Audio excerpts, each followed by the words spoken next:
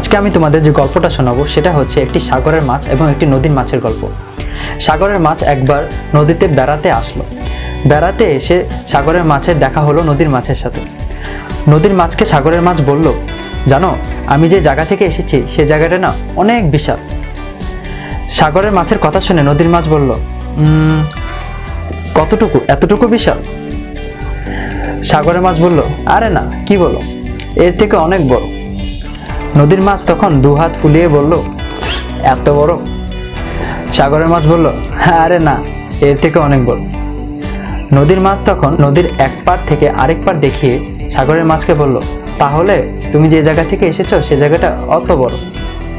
সাগরের মাছ বলল, না, এর থেকে অনেক বড়।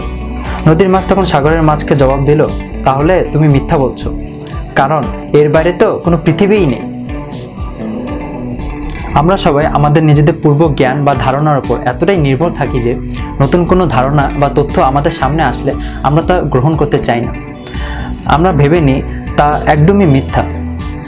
কিন্তু নদীর মাছ যদি সাগরের মাছের কথায় অল্প একটু হলেও বিশ্বাস করত এবং এইটা ভেবে নিত যে হয়তো এর বাইরেও পৃথিবী থাকতে পারে, তাহলে হয়তো নদীর মাছের সম্ভাবনা ছিল সাগরকে আরও কাছ থেকে দেখা, সাগরের কাছে পৌঁছানো। তাই আমাদের দরকার কোনো তথ্য গ্রহণের ক্ষেত্রে খোলা মন নিয়ে তা চিন্তা করা এবং কোনো সিদ্ধান্তে আসার পূর্বে কিছুটা যাচাই বাছাই করা।